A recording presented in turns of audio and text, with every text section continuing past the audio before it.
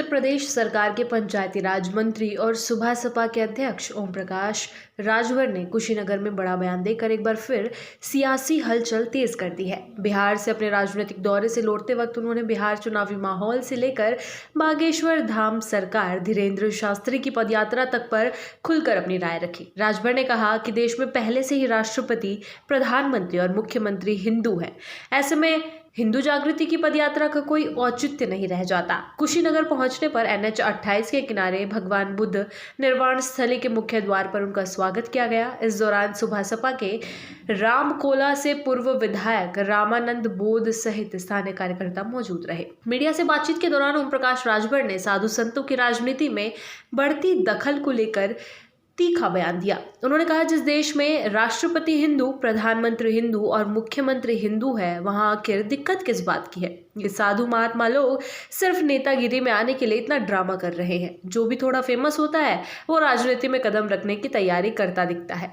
राजभर ने धीरेन्द्र शास्त्री की पदयात्रा पर तंज कसते हुए कहा, बाबा साहेब डॉक्टर भीमराव अंबेडकर ने कहा था, political power is the key of success. आज वही बात ये साधु संत भी समझ चुके हैं। उनके अनुसार ये लोग पहले खुद को संत बताते हैं, फिर प्रसिद्धि पाने के लिए किसी राजनीतिक पार्टी का हिस्सा बन जाते हैं और फिर चिन्मयानंद भारती जी या साक्षी महाराज की तरह सांसद बन जाते हैं। पंचायती राज मंत्री ने आगे कहा कि उत्तर प्रदेश में हिंदू पदयात्रा की कोई जरूरत नहीं है, क्योंकि यहाँ किसी को कोई खतरा नहीं है। उन्होंने कहा, उत्तर प्रदेश में 25 करोड़ की आबादी है, बताइए यहाँ किसको खतरा है।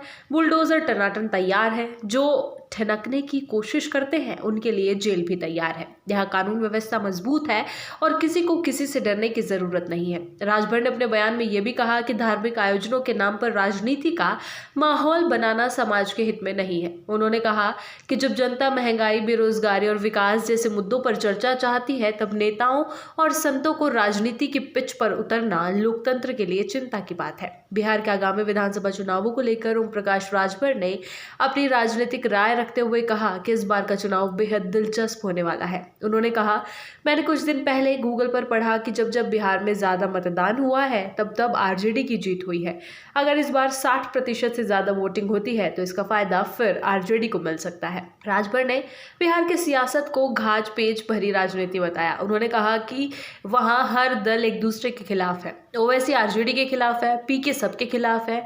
ऐसे में साफ तौर पर कहना मुश्किल है कि इस बार कौन बाजी मारेगा। फिलहाल जनता चुप है और बिहार की जनता जब तक खुलकर बोलती नहीं तब तक कोई दावा करना गलत होगा। बिहार चुनाव में नेताओं के बढ़ते बयानों पर भी ओम प्रकाश राजभर ने कटाक्ष किया। उन्होंने कहा, नेता तो भाषण देने का काम करते हैं, कोई एक दिन में सरकार पलटने की बात करता है तो कोई अपनी लहर चलने का दावा करता है, लेकिन सच्चाई ये है कि जनता की असली मालिक है, वही तय करती है कि कौन जीरो बनेगा और कौन हीरो। उन्होंने आगे कहा कि देश में राजनीति का स्वरूप बदल चुका है। अब सिर्फ जाति या धर्म के नाम पर चुनाव जीतना आसान नहीं रहा। जनता अब विकास, शिक्षा और रोजगार जैसे मुद्दों पर सोच रही है।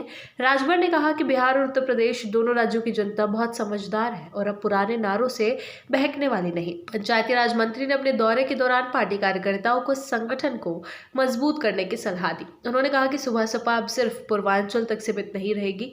आने वाले समय में पार्टी देश के कई राज्यों में अपने संगठन का विस्तार करेगी। कुशीनगर में स्थानीय प्रतिनिधियों के साथ बैठक के बाद राजभर ने कहा कि उनकी प्राथमिकता ग्राम पंचायतों को अधिक सशक्त बनाना और गांवों में रोजगार के अवसर बढ़ाना है। उन्होंने कहा कि पंचायती राज व्यवस्था को मजबूत किए बिना लोकतंत्र की जड़ें मजबूत नहीं हो सकती।